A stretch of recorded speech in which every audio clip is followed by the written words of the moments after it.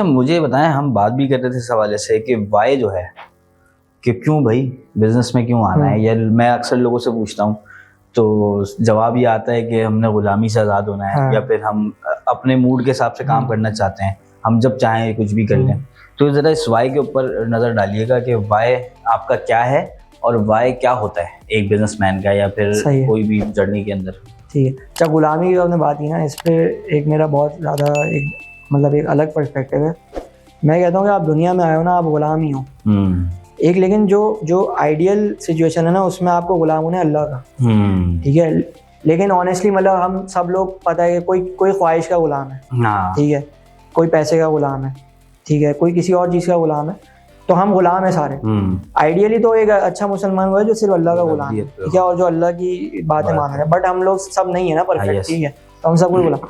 तो ये चीज़ कोई ये शर्म की बात नहीं है, ठीक है। मतलब कहते हैं कि मतलब दुनिया का आप अगर ये स्ट्रक्चर देखें तो हर चीज़ पे एक लीडर बैठा हो, ठीक है, लेकिन जो दुनिया का लेट्स सपोज आप एग्जांपल लेते हैं, अगर रोनाल्डो की बात कर लें, ठीक है, रोनाल्डो बोले यार कि मैं सबसे अच्छा फुटबॉलर हूँ, ठीक है, फिर मेसी आ गया, तो वो दोनों मतलब आपस में उनका कॉन्फ्लिक्ट है। तो आप कभी भी चले आओगे ना, कितना भी ऊपर चले आते हो, तो उससे ऊपर कोई ना कोई होता है। अब चलो आप सबसे ऊपर चले गए, आपसे ऊपर अल्लाह है, तो यही चीज आपको है ना वो जमीन पे रखती है कि बेटा तुम अभी ग्राउंडेड कुछ भी हो, तुम खुदा नहीं हो, सही है, तुम इंसान ही हो, और आज तुम ऊपर हो, तुम नीचे भी आ सकते हो। सेम चीज अभी रोनाल्डो का आप डाउनफॉल देख रहे हैं, मैं पर्सनली रोनाल्डो का बहुत बड़ा फैन, लेकिन ये कि एक चीज है, एक नेचुरल चीज है जो उसका डाउनफॉल आ रहा है, जितनी जल्दी वो एक्सेप्ट करे उतना अच्छा उसके लिए, ठीक है।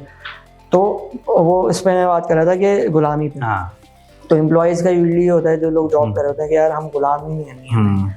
तो आप अगर गुलाम अपना आप को कंसिडर कर रहे हो जॉब पे, तो इसमें गलती है ना वो शायद आपकी है, कि आप उसको जॉब को ट्रीट ऐसे कर रहे हो कि ऐसे आप वहाँ स्लेव हो, ठीक है, आप स्लेव नहीं हो, ठीक है, आप अपनी मर्जी से काम कर रहे हो। इंसान अपनी मर्जी से होता है, कहीं भी होता है। अब वो ज़माना चला गया कि जिसमें लोग अपने डिसीजन उन पर इन्फोर्स कर रहा है कोई, ठीक है, वो उनके अपने डिसीजंस होते हैं, ठीक है, और like they have every right to like take their own decisions and like try to decide for their own life, ठीक है। और वो चीज़ मतलब काफ़ी हद तक आपके पास होती है, ठीक है। हाँ, आप उसमें एक्सटर्नल फैक्टर्स की बात कर सकते हो कि भाई कैपिटलिज्म है, वो एक चीज़ फोर्स करता है कि यार आप ये जिसको मॉडर्न स्लेवरी एक टर्म है कि भाई उनको बनाया गया है कि आप इसलिए जॉब करो कि भाई आपकी नीड्स पूरी होंगी, क्योंकि आपकी नीड्स हमने रोकी नहीं, ठीक है। वो एक बहुत बड़ा कॉन्सेप्ट है, उसमें तो वो आप जाओगे तो फिर आप कुछ प्रॉब्लम सॉल्व नहीं कर पाओगे, वो तो फिर आप ब्लेम ही करते रहोगे सिस्टम। एग्जैक्टली। तो मेनली चीज़ ये है कि भाई आप क्यों अपने आप को गुलाम कह रहे हो, पहले तो आप उससे निकलो। आप अपनी जॉब को से आपको मोहब्बत होनी चाहिए, आप जो भी काम कर रहे हो वो छोटा नहीं है, आप उसमें कोई वैल्यू क्रिएट कर रहे हो, आप अपने लेवल पे इम्पैक्ट क्रिएट कर रहे हो, पहले उससे निकलो। आप अपने लेवल के अपने क्या कहते हैं रिस्पॉन्सिबिलिटीज़ के अंदर एक माइंडसेट क्रिएट करो, जो एंटरप्रेन्योरियल माइंडसेट हो, पहले वो क्रिएट करो, ठीक है।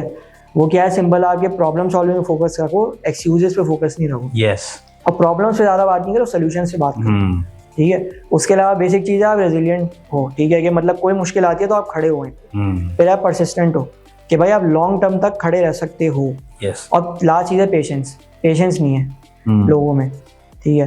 कि भाई एग्जाम्पल लो कि भाई अब जैसे एनवीडिया की बात करते हैं, थोड़ा सा ऑफ जा रहे हैं, एनवीडिया के जो एम्प्लॉयज़ हैं, ठीक है, वो मतलब मैं एग्जैक्ट परसेंटेज पूछ रहा हूँ कि शायद अराउंड 40-50% जो है ना वो मिलीनियर्स हैं, एम्प्लॉयज़, ठीक है। क्यों? क्योंकि वो एनवीडिया में थे, उनके ज़ाहिर शेयर ऑप्शन मिले हुए थे, तो वो जब कंपनी स्केल की तो वो सारे उनको भी बेनिफिट हुआ, और उसमें 30% कुछ हैं जो मल्टी मिलीनियर्स हैं, ठीक है, ये एम्प्लॉयज़ की बात करूँ। अब ये वही लोग हैं ना कि जो आए कंपनी के विजन के साथ अलाइन रहे, और वो रहे 10 साल 20 साल, एनवीडिया 40 साल होने वाले।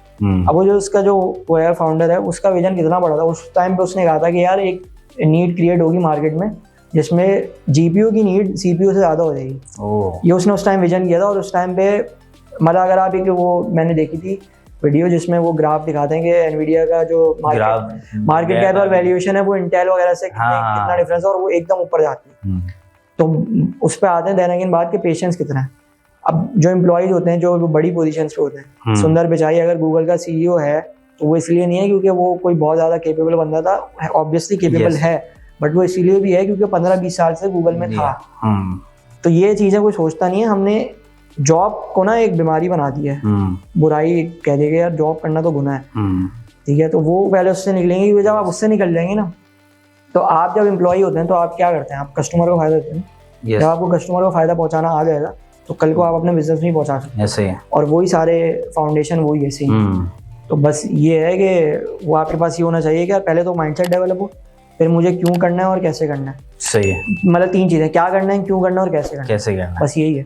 और फिर स्टार्ट करना है, सोचना नहीं ज़्यादा, मतलब प्लानिंग करते रहे, मतलब 3 साल तक प्लानिंग ही हो रही है। बहुत सारे लोग ऐसे देखे हैं जो कि सही है, प्लानिंग नहीं, वो उस पर तो चीज़ हो ही नहीं सकती, मतलब लॉन्च ही नहीं कर सकते आप कोई भी चीज़। और जैसे आप सर्विस में हुए तो, लेकिन मैं प्रोडक्ट बेस्ड कंपनी से बात कर रहा हूँ, तो उसमें कॉमन चीज़ है कि you are nothing until you are in the market, ठीक है, क्योंकि because you haven't like gain user feedback, ठीक है, you don't have access to the user feedback. और ये कि आपको क्या कहते हैं, वो नॉलेज ही नहीं है ना अभी, ठीक है। आप ज़्यादा से ज़्यादा सर्वे कर लोगे 100 लोगों का, बट एक बार आप लॉन्च करोगे तो ही आपको पता चलेगा आप कितने पानी में, फिर वहाँ से आप ग्रो करोगे।